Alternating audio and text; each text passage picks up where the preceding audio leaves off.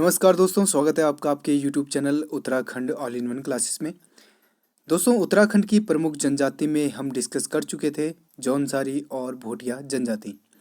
काफ़ी डिटेल में मैंने आपको बताया था पॉइंट के माध्यम से, और जो क्वेश्चन परीक्षाओं में बने थे उनको भी हमने डिस्कस किया था। आज डिस्कस करेंगे दोस्तों उत्तराखंड में बुक्सा जनजाति। ठीक है, काफ़ी क्वेश्चन जनजातियों से आपके एग्ज़ाम में पूछे जाते हैं और यूके ट्रिपल एससी के सिलेबस के अनुसार ये आपकी परीक्षा के लिए काफ़ी इम्पोर्टेंट हो जाता है।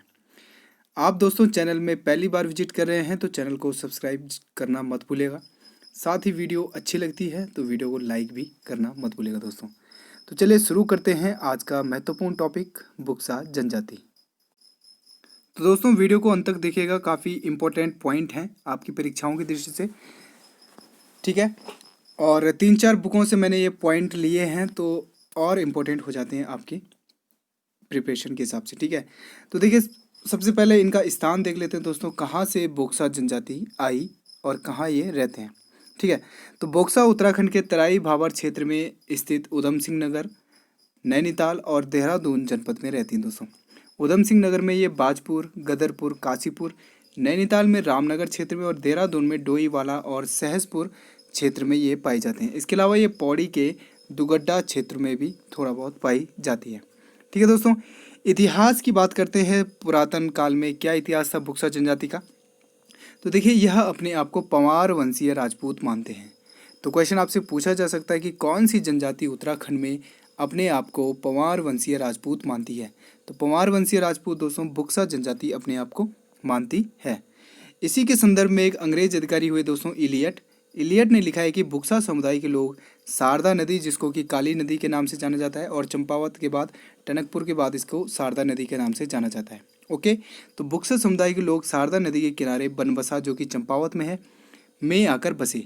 एक युद्ध में कुमाऊं के राजा की सहायता करने पर इनके पूर्वज उदयजीत को जागीर प्राप्त हुई। बाद में ये बनबसा में आकर जिस स्थान में रहने लगे वह बुक्साड़ कहलाता है। ठीक है, तो ये अंग्रेज अधिकारी इलियट ने कहा है बुक्सा जनजाति के लिए। ठीक है, बुक्सार जनजाति या बुक्सा जनजाति इनको कहा जाता है।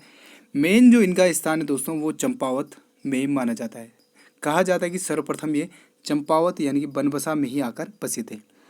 एक पॉइंट आपको और नोट करना है दोस्तों कि आईने अकबरी जो कि अबुल फजल के द्वारा लिखी गई है अकबर के शासनकाल में, इसमें बुक्साड़ का उल्लेख मिलने से ज्ञात होता है कि बुक्सा इस क्षेत्र में लगभग 16वीं शताब्दी से पहले आ गए थे। ठीक है, तो एक क्वेश्चन आपको और मिल जाता है कि आईने अकबरी में किस जनजाति का उल्लेख है? ठीक है, तो आईने अकबरी में दोस्तों बुक्सा या बुक्साड़ जनजाति का उल्लेख मिलता है। ठीक है दोस्तों, ये पॉइंट आपको कहीं कहीं मिलेंगे दोस्तों, और यूट्यूब की वीडियो पे मुझे नहीं लगता शायद किसी ने ये पॉइंट आपको दिए होंगे। ठीक है दोस्तों, तो वीडियो अंत तक देखिएगा। मोस्ट इम्पॉर्टेंट पॉइंट मैंने आपके लिए रखे हैं। कुछ विद्वान इन्हें मराठों द्वारा भगाए गए लोगों का वंशज भी मानते हैं दोस्तों। ओके, और कुछ विद्वान चित्तौड़ पर मुगलों के आक्रमण के समय राजपूत स्त्रियां और उनके अनुचर भागकर यहाँ आए थे उत्तराखंड में चंपावत में, और उन्हीं के वंशज को यहाँ पर बुक्सा जनजाति माना जाता है। तो ये इसका था दोस्तों इतिहास। अब आते हैं दोस्तों नेक्स्ट पॉइंट जो हमारा है, ये है इनकी शारीरिक रचना। ठीक है, जैसे हमने भोटिया जनजाति की शारीरिक रचना पढ़ी थी, तो वे कुछ मंगोलाइड प्रजाति के माने जाते हैं। तो इनकी शारीरिक रचना देखते हैं दोस्तों। इन लोगों का कद और आंखें छोटी होती हैं, पलकें भारी, चेहरा चौड़ा, होंठ पतले और नाक चौड़ी होती है दोस्तों। ठीक है, शारीरिक बनावट एवं विशेषताएं जो मिश्रित प्रजाति है इनकी, जो कि देहरादून, नैनीताल और उधम सिंह नगर में पाई जाती है, इनके मिश्रित प्रजातीय उत्पत्ति है दोस्तों। ठीक है, तो लगभग इनका सभी जो क्षेत्र है वहाँ का मिक्सचर है। परिधान की बात करें दोस्तों, तो इनका पहनावा की बात करें तो पुरुष जो है वो धोती कुर्ता, सदरी, सिर पर टोपी पहनते हैं। ठीक है, धोती कुर्ता पहनते हैं, सदरी पहनते हैं। जैसे हमने भोटिया में पढ़ा था दोस्तों, आपका रिवीजन करा देता हूँ थोड़ा। भोटिया में जो पुरुष घुटनों तक के जो कुर्ता होते हैं उसको पहनते हैं तो उसको कहा जाता है रंगा। ठीक है, पॉइंट में बता चुका हूँ लेकिन एक बार फिर बता रहा हूँ आपको, रंगा कहा जाता है। भोटियाओं के जो ऊन के जूते बनाए जाते हैं दोस्तों उनको बांखे कहा जाता है। ओके, ये इंपॉर्टेंट भी है आपकी एग्जाम से भोटियों के। ठीक है, तो और अब आते हैं बुक्सा में। तो बुक्सा के पुरुष धोती कुर्ता, सदरी और सिर पर टोपी पहनते हैं। वहीं अगर महिलाओं की बात करें तो ढीला लहंगा और चोली यानी कि ओढ़नी जो है ये पहनती हैं। अब आते हैं दोस्तों नेक्स्ट पॉइंट इनके खान पान पे। तो बुक्सा जनजाति का प्रमुख भोजन है दोस्तों मछली चावल, ठीक है। इसके अलावा ये हिरण व जंगली सुअरों का मांस भी इनका प्रिय भोजन है। मदिरा प्रेमी तो ये है ही दोस्तों। नेक्स्ट पॉइंट पे बढ़ते हैं दोस्तों इनकी सामाजिक व्यवस्था, ठीक है। तो बुक्सा की सामाजिक व्यवस्था की ओर बढ़े हैं तो संयुक्त परिवार व्यवस्था यहाँ पे पाई जाती है, ठीक है। और पितृवंशी या पितृसत्तात्मक यहाँ पे परिवार पाया जाता है और जो वंश है अपने पिता के नाम से जाना जाता है, ठीक है दोस्तों। सामान्य रूप से इनमें 5 गोत्रों में ये विभक्त हैं दोस्तों। कौन कौन से 5 गोत्र हैं? तो यदुवंशी, पवार, राजवंशी, परतजा और तनवार, ठीक है। तो 5 गोत्रों में बुक्सा जनजाति विभक्त है और एक गोत्र में आपस में इनका विवाह नहीं होता है, यानी कि अलग अलग गोत्रों में इनका विवाह संबंध होता है दोस्तों, ठीक है। अब आते हैं धर्म में, ठीक है। तो बुक्सा जनजाति जो दोस्तों हिंदू धर्म के काफ़ी नज़दीक है और बुक्सा अपने आप को देवी का पूजक मानते हैं। ये पॉइंट आपको याद रखना है।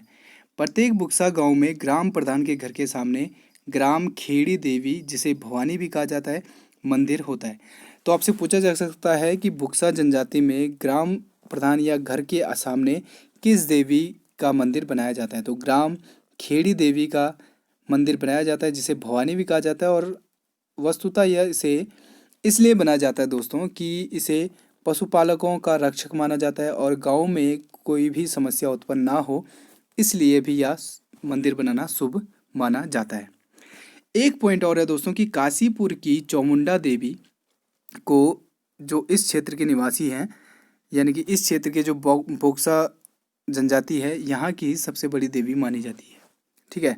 तो उधम सिंह नगर, नैनीताल आदि क्षेत्रों की जो यहाँ पे बोक्सा जनजाति है, यहाँ पर काशीपुर की चामुंडा देवी को यहाँ पर ये सबसे बड़ी देवी यानी अपनी आराध्य देवी मानते हैं। ये आपको याद रखना है। नेक्स्ट है बुक्साड़ लोगों का ग्राम प्रधान देवता होता है दोस्तों साकारिया देवता या सकारिया देवता, ठीक है। तो बुक्साड़ लोगों का ग्राम प्रधान देवता होता है सकारिया देवता। काशीपुर की चामुंडा देवी इनकी आराध्य देवी है सबसे बड़ी। और ये जादू टोने मतवादी होते हैं दोस्तों। जादू टोने में काफ़ी विश्वास होता है दोस्तों इनका। और जादू टोना तंत्र विद्या के ज्ञाता को ये भरारे नाम से जानते हैं, मोस्ट इम्पॉर्टेंट है, ठीक है। तो जादू टोने वाला जो ज्ञाता होता है उसको ये भरारे के नाम से जानते हैं। नेक्स्ट पॉइंट है दोस्तों इनके प्रमुख त्यौहार। तो इनका प्रमुख मेला एवं त्यौहार है दोस्तों चैती मेला, ठीक है। चैती मेला काशीपुर उधम सिंह नगर में ही लगता है और इसको बाला सुंदरी मेला भी आई थिंक कहा जाता है, ठीक है, ओके।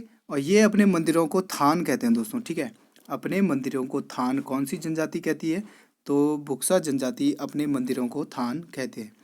गाँव को ये मंसरा या मंझरा कहते हैं दोस्तों, ठीक है। अपने गाँव को ये मंसरा या मंझरा कहकर पुकारते हैं। नेक्स्ट देहरादून में दोस्तों जो बुक्सा जनजाति है, यानी कि जो बुक्सा जनजाति से मिलने वाली जनजाति है, उसको महर बुक्सा के नाम से जाना जाता है। ये आपको याद रखना है। उत्तराखंड में जो महर बुक्सा है वो बुक्सा जनजाति से ही रिलेट करती है। एक दोस्तों विवादों को निपटाने के लिए यहाँ पर 5 सदस्यीय एक बिरादरी पंचायत होती है, यानी कि जो क्षेत्रीय विवाद होते हैं यहाँ पे उसको निपटाने के लिए यहाँ पे 5 सदस्यीय एक बिरादरी पंचायत होती है। हालांकि आज के ज़माने में ये लुप्तप्राय होना दिखाई दे रही है, जिसमें कि दोस्तों एक मुंसिफ होता है, एक दरोगा होता है और 4 अन्य सिपाही होते हैं, वह अन्य सिपाही होते हैं, ठीक है। टोटल 5 होते हैं, तो 3 सिपाही हो गए, एक दरोगा, एक मुंसिफ। सबसे बड़ा आपसे पूछा जाए कि 5 सदस्यीय में सबसे बड़ा कौन होता है? तो मुंसिफ सबसे बड़ा होता है, ठीक है दोस्तों। तो दोस्तों ये थे बोक्सा जनजाति से मोस्ट इम्पॉर्टेंट पॉइंट, ठीक है।